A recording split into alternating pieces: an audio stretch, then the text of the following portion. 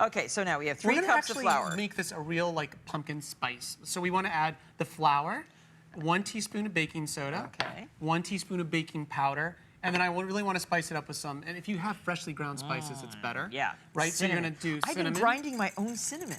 That's fantastic. Yeah. Oh no, it's really delicious. I just do it in the little spice grinder. And it's probably a lot more fragrant. I Oh mean, my so if you guys get that gosh, chance to do that, Well, it's I a much bring better way. the spices back whenever I go anywhere that grows cinnamon, like Guadalupe or someplace. I wonderful. bring it home and grind it up. So 1 And then we're gonna do some 1 ginger tablespoon of again, ground ginger. if you have fresh again. And then we're also gonna do some ground cloves. Oh, I love cloves.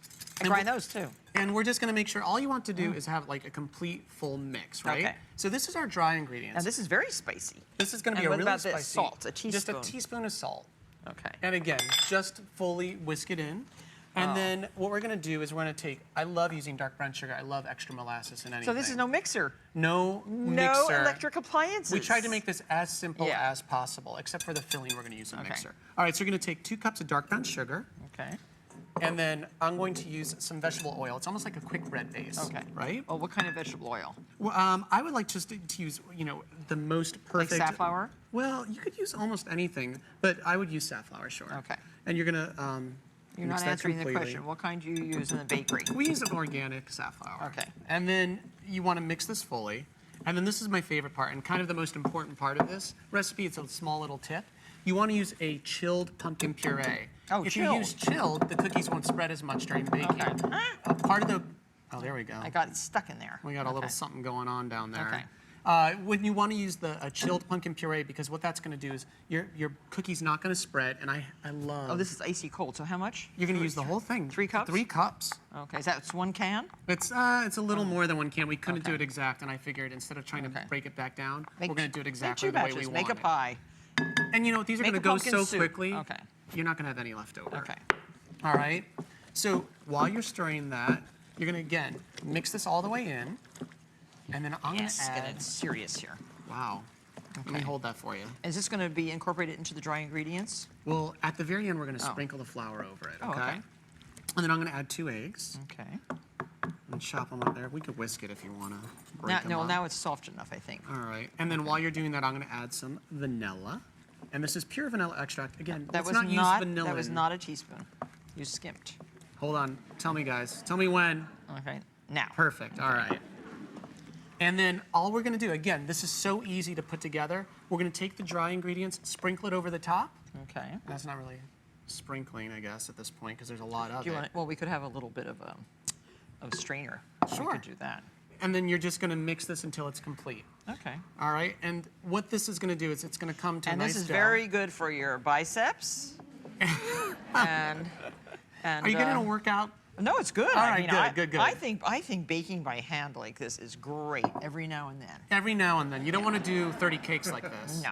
No, but every once in a while, you need a little exercise we're going to And do. children, if children were going to be involved in making the whoopie pies, this is great for them too. All you need is some Okay. big, gorgeous bowls. And then what we're going to do is we're going to bring this dough over here. I think another tip I like to always mention is use a ice cream scoop Yeah, for this. uniformity. It's all about uniformity. There's nothing worse than a whoopie pie that's a little off the beaten path, No. if you know what I mean. No, because if you use a spoon, you're going to get inconsistent sizes. And it always looks And terrible. we want consistency, We right? want consistency. And especially in a bakery like Baked. Wait till you see their products. We have some amazing things And you're here. all going to get a taste these, by Oh, the yeah. way. Okay, good. All right, so you want to take... There. We're just going to scoop these out onto the silpat. Again, scrape off the bottom as you go. Okay. All right. And you're going to put these in the oven. Okay, so how, 3 across? 3 Okay. across. We're going to do 350 degrees, and you're going to bake these for 15 minutes.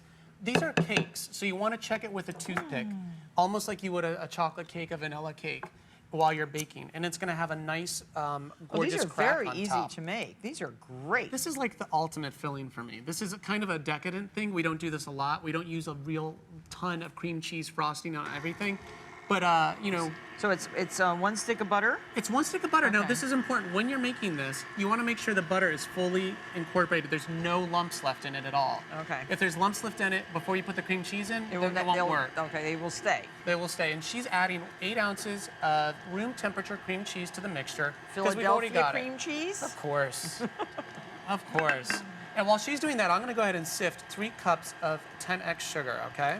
So this is just, you know, a basic little sifter. Sift it right into the bowl. You have to sift confectioner sugar too. You have to, because it'll be lumpy. And you don't want your icing to be lumpy.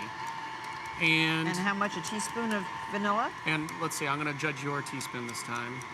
For that, I think that might have been a little extra. No. No, it's perfect. Believe me, if I did that, it would be exactly. It looks perfect. I haven't even been baking a few more years than Matt.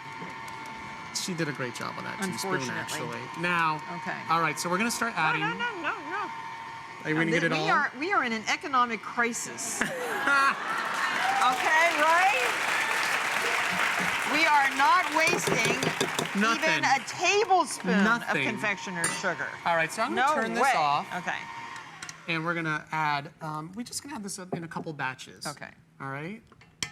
Yes, we have to be very, very careful about our consumption and our You know, use. if you put all this in all at once, it's just gonna go all over the kitchen. Exactly. And I certainly don't wanna clean And that whatever up. I saved will be lost.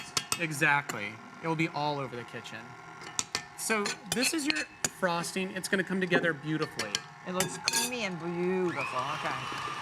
Oh, that looks Yeah. good. And there's not a lump in there. Nope. All Nope, right. Perfect. And then what we're gonna do is fill our whoopie cookies. You could do this with an ice cream scoop, or you could do this with a pastry bag. And how do you do it? We do it with an ice cream scoop. Okay. But I So think every other cookie. every other cookie, Okay. and let me tell you, this is delicious stuff here. All right.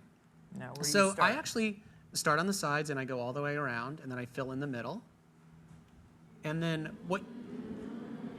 now you're gonna be tempted to eat just the icing, but that will just ruin the whole dessert. And then you wanna put a little extra in, and what you're gonna do is press down a little until the icing comes out the sides. Comes to the sides. Yeah, and I like it to just kind of go out a little bit. And you can't eat this right away. Again, you're gonna be tempted to eat this thing the moment you're finished. You wanna chill these for 30 minutes to let them set up. Look how good that looks.